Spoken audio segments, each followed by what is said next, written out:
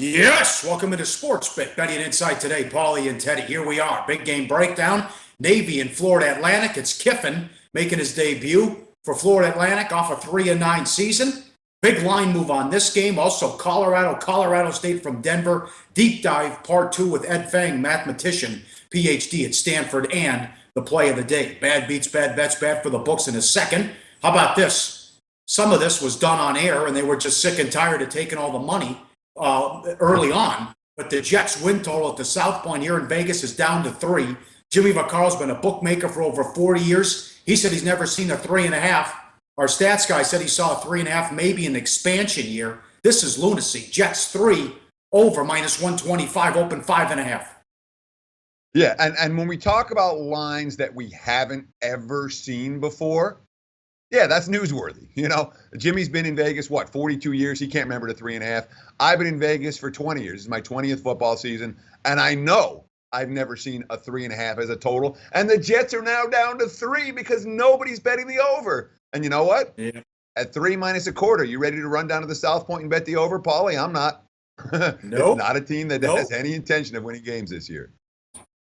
Be nice to get a 2.5 win middle, though, if you grab 5.5 and pounded that under a while back. David Purdom, ESPN Chalk, does a great job. Give him a follow on Twitter. Nevada Sportsbooks won $524,000 in July, their least profitable month since July of 2014. With July's $524,000 win, Nevada Sportsbooks have now come out ahead in 48 consecutive months, a streak that goes back to July of 2013. There's a reason they keep building towers. Yeah, but when we get to the next series of tweets, you're going to see why all of that, they're not, the sports books are paying for the casinos. No, they're not. And when you see the actual winnings, again, you're talking about $500,000 for every sports book in Nevada for the entire month. That doesn't count any of what they're paying their employees, any of the overhead costs that they have. There's not a book in Nevada that actually made money, that was in the black for the month of July. Of course, July not one of the biggest betting months by any stretch of the imagination, but you talk about the 48 consecutive months that Nevada sportsbooks have posted a profit. That too doesn't go on indefinitely, although it's been a nice run for the books, no question about it. Well, that's going to go way, way up because they're going to have a huge August with what happened with Mayweather beating McGregor. Nevada Casino July winnings, penny slots leads the way again, $276 million. You see Baccarat 120, roulette, craps, blackjack, 99 million, and there's sports as well for Nevada Casino July winnings. Well, exactly. You're making $275 million on penny slots and $120 million on Baccarat and $500,000 on sports. The sports books aren't keeping the lights on in the casinos. They're loss leaders. They're only there because casinos don't want you to walk across the street and go bet somewhere else and have your wife or your kids and not spend the money in your casino. There's money to be made in sports betting. These charts clearly show it, although one more Purdom tweet, Nevada sportsbooks had never had a losing September since Gaming Control began archiving sports betting revenue numbers in 1988. Good luck. So September, not always an easy month, and generally a pretty good month for the bookmakers. We'll do our best here on SportsBit to help guide you through the minefield of September wagering. Bad beats, bad bets, bad for the books. How about Colorado? Opened 110, closed 150. They took money in all 3 games and lost 2 of them. Verlander has pitched well in the second half. Rockies not playing good ball. They can miss the playoffs. No, I mean, Colorado took, there was a 40-cent move toward the Rockies in every one of the 3 games of the series. And as you mentioned, they only won 1 of the 3. And how about Verlander? I mean, all that money coming against Verlander, I didn't see it. Not the way the Rockies are playing. Verlander now 5-2 with a 2.41 ERA since the All-Star break. He's channeling his old magic. Yankees open 110, closed 135. They can't hit, especially if it's above average pitching. Bauer's been dynamite. He shut him down. Garcia actually pitched well, but the Yankees lost 2-1. Yankees could miss the playoffs. They're only a game ahead of the Twins and 2 ahead of the Astros in the wild card. And what do we say? Bet against Houston sports teams until further notice. Astros opened 185, closed 225. Keuchel had nothing. Cashner shut down the Astros. You're allowed to donate your winnings to Hurricane Harvey relief. If you have a moral quandary about betting against Houston team, you're allowed to donate. I encourage you to donate. But Astros, Texans, the Rice Owls, the Houston Cougars. These are not teams that are supposed to be laying right now. And Houston is a 2-1 favorite last night and taking a ton of money. I know Keuchel's great. All right. Keuchel entered the game 26-30 with a 4.48 ERA for his career at anywhere other than Minute Maid Park. He got tagged by the 3-run homer for Mike Napoli and another ugly loss for Houston, a team that cannot be in a minus 225 price range right now. Yeah. That was a very bad bet. Yeah. The good news is they actually get a home game. They're off Friday, and they have a doubleheader against the Mets Saturday, another home game Sunday, and then it's 10 straight on the road. Back on the road for Houston. Bet for the books. Red Sox, 30-cent move. Went off a $1.30 favorite. Blue Jays bullpen imploded. Red Sox win again. 5.5 game lead over the Yankees in the East. And the Twins. Look at this. Look at this, Steve. 70-cent move. Open $2, closed $2.70. No buyback on Holland and the White Sox. Barrios pitched well again. 11 strikeouts. This was as high as 307 at Penny.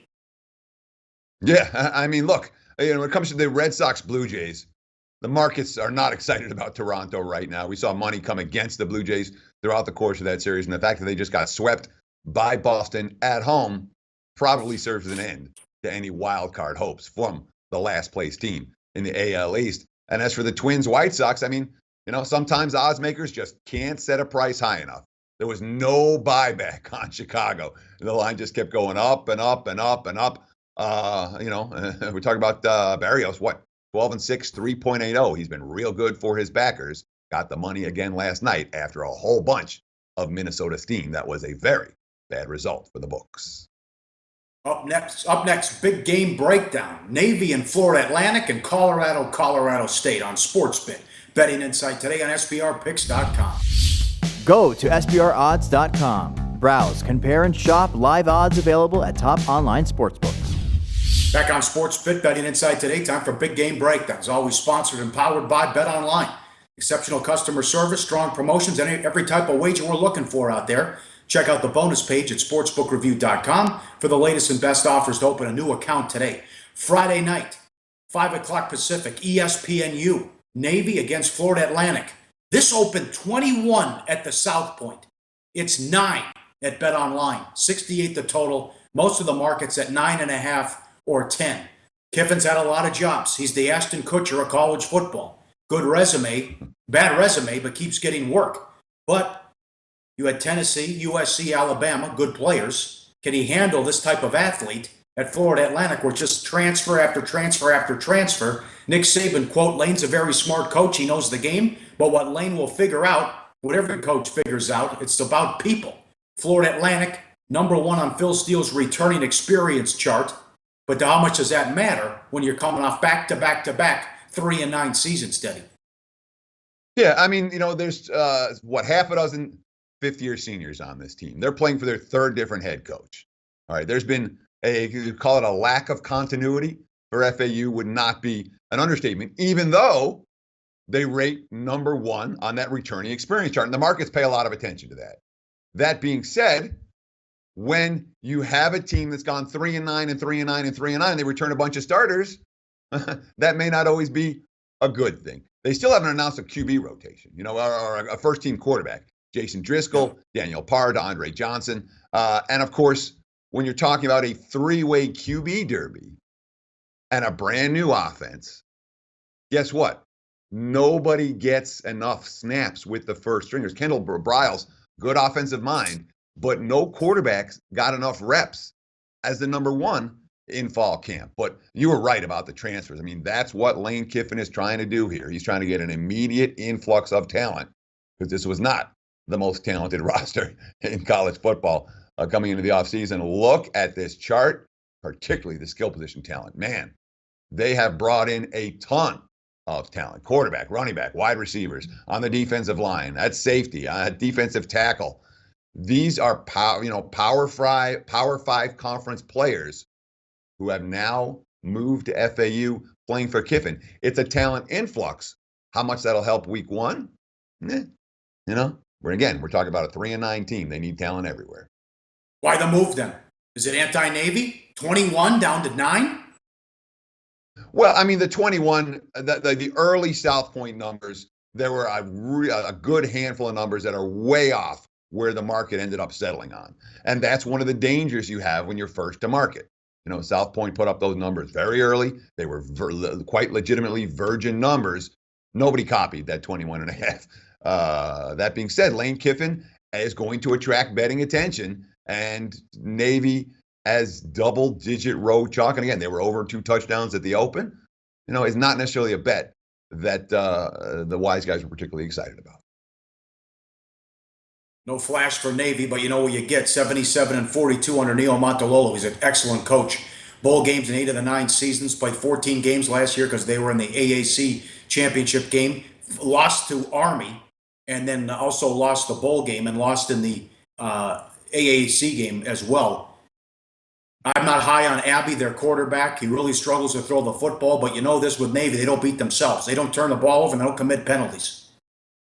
No, they sure don't. Look at the graphic. This is Navy's national rank in penalty yards per game. Now, every year there's a team or two more. Right now there's 130 line teams as D1 college football teams. Look where Navy's ranked in terms of penalty yards per game. First or second every year. You're right. They don't beat themselves. But Navy could be without their offensive coordinator, Ivan Jasper. His son is awaiting word on a heart operation. Neil Montalolo, quote, "We've been preparing for that possibility of Jasper being gone. We're hoping that situation happens because that would mean Jaron got his transplant. Football-wise, we want Coach Jasper here. He's the best play caller in the country. For life situations, we hope he's with his family." Navy without their play caller, that may be a downgrade. But you say you don't like Abby? I think there's hope for him. Certainly for the ability to throw the football. Hasn't been great, but arm strength, he's better than anyone's Navy's had back there for the better part of the last decade. We'll get back to this game when it comes to play of the day time. All right, I think he stinks. Colorado State, Colorado. Live odds, bet online. Games in Denver. Colorado's 3.5, 66 the total. Other books at 4, 4.5. Great line, a great midweek line chopper game. Last year, blowout, 44-7 Colorado. Nick Stevens, Colorado State quarterback, 6 of 20 with 2 interceptions. They got him benched, and they went to Colin Hill. Here's Clark, Colorado State wide receiver. I remember I almost cried after the game. I was so embarrassed. Hill got injured. And then Stevens went back in to be the quarterback. Since then, they're 8-1 ATS. The only loss, only time they didn't get the money, rather, was when the defense didn't show up in the bowl game. Blew out Oregon State at home on Saturday. I think they have an edge because they already played a game. Since Stevens was back as the starting quarterback, they're averaging 40 a game, and they've scored 40 points in every game but one. 26-39, 334 in the opener against Oregon State, 3 touchdowns and 1 interception. Good offense, good coach in Bobo, a program on the rise. Yeah, and the key for Colorado State in the win against a Pac-12 foe last week was their ability to run the football. And that's something we talked about right here on Sports. We're talking about for in-game wagering. If the Rams are able to run, that's going to be a problem because Oregon State spent all their attention. They want to stop the run, stop the run, stop the run. It didn't happen. They were able to run. That opened everything up for Stevens in the passing game. As you mentioned, more than 330 yards passing. Here's the quote from Mike Bobo. "If you're going to be a good to great to a championship football team, you're going to have to run the ball when they know you're going to run it." And we were able to do that in the second half. That Colorado State balance makes them very dangerous if they're able to do the same thing this week against the Buffaloes down in Denver. Colorado goes 4-21 the last 2 seasons before McIntyre arrived, and then all the way up to 10-4 last year. He did the same thing at hopeless San Jose State to turn it around well to help them get this job. But I didn't like how the season ended. They lost 41-10 to Washington in the Pac-12 title game, and then they were blitzed at the Alamo Bowl 38-8 against Oklahoma State. This is going to be a down year for Colorado. Even McIntyre, the coach, said that. They lose Lufau, the quarterback, who goes to the NFL. We'll see if he gets a job, but they lose him. I don't like Montez, their quarterback. They also lose a ton of guys on defense, and they lose their defensive coordinator, Jim Leavitt, who took the Oregon job. So not a lot to like with the Buffaloes. Yeah, and look, Mike McIntyre is a coach. Utmost of respect for Mike McIntyre. That San Jose State program is hopeless, and he coached that team to, 10-11 wins. And then he got the Colorado job, and they stunk. They were 4-21. And lo and behold, they win 10 games last year. McIntyre's early recruiting has certainly paid off. All the key running backs, all the key wide receivers are back. And the starters at those positions, all seniors. You have Philip Lindsay, ran for more than 1,200 yards and 16 touchdowns last year. 12 different players back that caught a pass. So that early recruiting for McIntyre and a lot of redshirting has left this team deep in terms of skill position talent. However, there are issues elsewhere. And you wonder about last year, winning those 10 games. Look, not a banner year for the Pac-12. There were a number of teams that were way down a season ago. Teams that have been good, the Arizona States and Arizonas and Oregons of the world, all significantly down from where they've been even in the last 3 or 4 years. So Colorado was able to take advantage of that. But this team's got some talent, Pauly. And you talk about that receiving core. Oh, look at this graphic. Couple of quotes. The quarterback, Steven Montez, without a doubt, the best receiving core in college football. Wide receiver Devin Ross. I know we are. I know for a fact. I can see it even more in this camp. And of course, the defensive back coach, Shaden Brown, quote, all the guys are very dynamic. It's really good to have guys with different skill sets, especially at receiver, because you can do different things with them. I'm blessed that I get to work against those guys. Colorado State's pass defense is going to be tested in this game. And if the Buffs are going to win and cover, they're going to need to throw the football effectively with Montez downfield. Up next, the deep dive, part 2 with Ed Feng, mathematician, PhD at Stanford. We'll talk college football with him coming up next, and the play of the day on SportsBet. Betting Insight today on SBRPicks.com. Research before you bet. Be sure to check out SBR Picks for the best game predictions, breakdowns, and much, much more. We're talking here with Ed Feng from thepowerrank.com right here on SportsBet. And Ed, let's go back to the talk about the numbers for college and setting the numbers for college football, where we're looking at a 4-year aggregate where you're weighting different squads. What do you do with teams that have, I'm going to use Western Michigan as a great example right now. Western Michigan was a nothing program. They got a great coach. Right. They went from nothing, a 1-win team, to a 13-win team last year, and now are they back to square one? Yeah. Before Fleck got there, are they in the middle? How do you deal with teams that are clearly not what they were at the end of last season? Yeah, I mean, Western Michigan's tough because they had once-in-a-generation type talent on that offense. Obviously, Corey Davis was first-round NFL draft pick. Quarterback was pretty good, too. All those guys are gone. PJ Fleck's gone as well. I'm really not sure what to do with them. I have made subjective adjustments, and so let's talk about Michigan because they're another team. Like Jim Harbaugh essentially broke my model this year. They have only 5 starters returning, and when your model looks at a 4-year window, only 2 of those were Harbaugh. And so my preseason ranking, I had them at 30th. I was like, shit, this sucks, man. I mean, they're not the 30th best team in the country. Even Ohio State fans would probably agree with that. No, they wouldn't. No, actually, I think they would. I think, well, it depends on which ones you talk to. But there I made an adjustment, and I actually took market values. So I wanted the rating that I gave Michigan to match 2 things. I wanted it to match roughly what the point spread is in the Michigan-Florida game on a neutral site in Dallas. Michigan's about a 4-point favorite. And I wanted to roughly match the 9 wins, predicted wins, in the win totals market. And I think 9 wins is about right for Michigan. They're going to have 4 tough games, kind of 50-50 toss-up games. The Florida game, at Wisconsin, at Penn State, and Ohio State at home.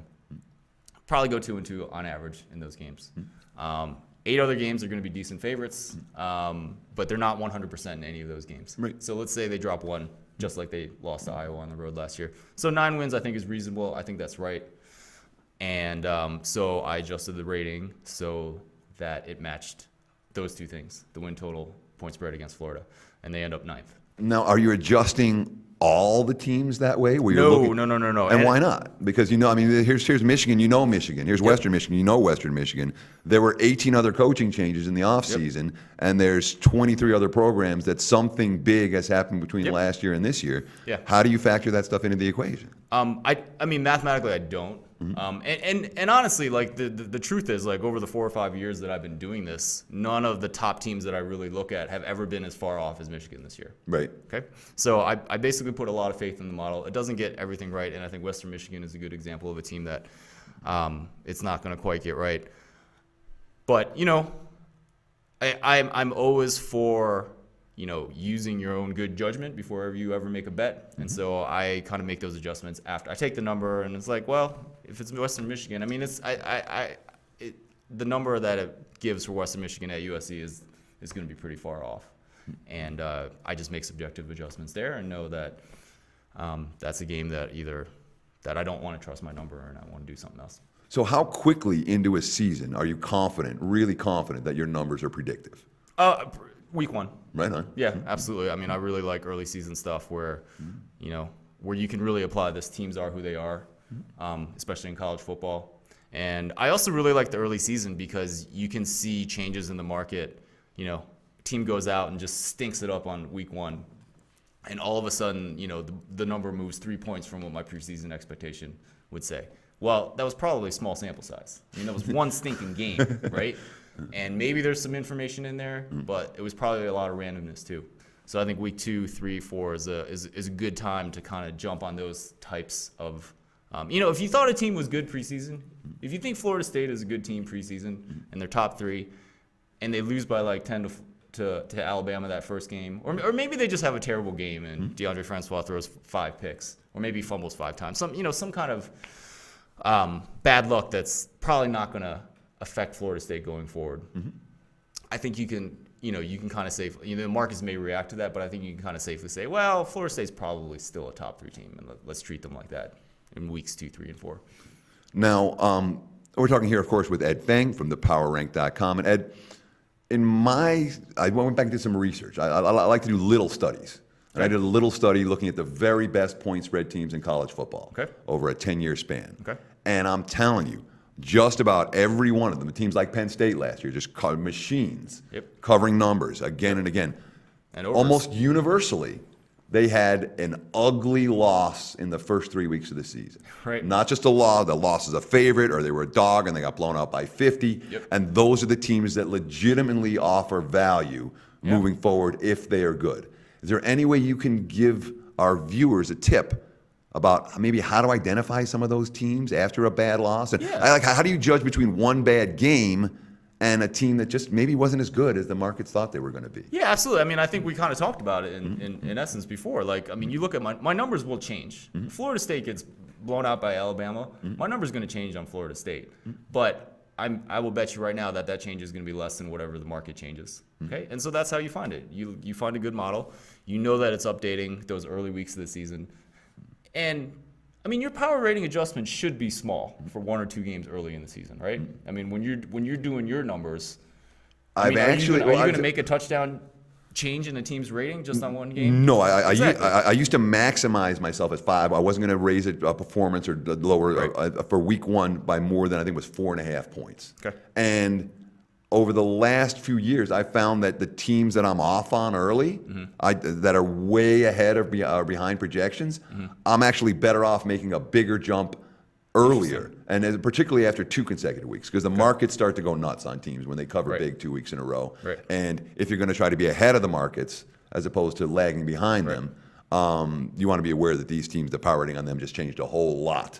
And you should probably, if you want your numbers to, it's not about accuracy, it's about, in terms of accurate numbers predicting the point spreads, I want to pick winners from my numbers.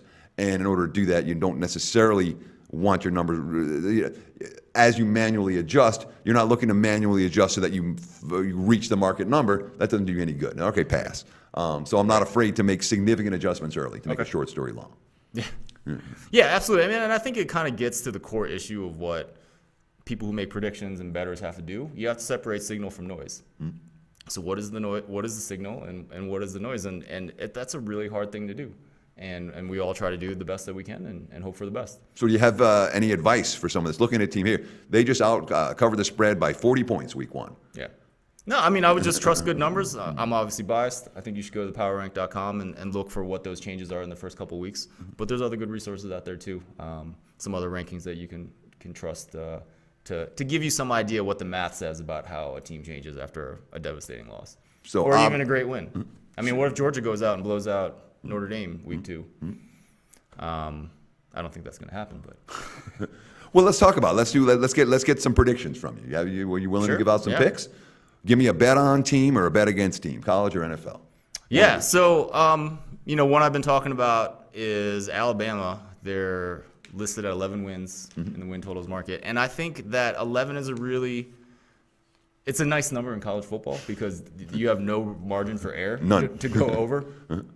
And I like the under on that. Not only because the math suggests that it should go under, but just the idea that probably Florida State has about a 38% chance of beating them week 1, and if that happens, you can't lose that bet. Yep.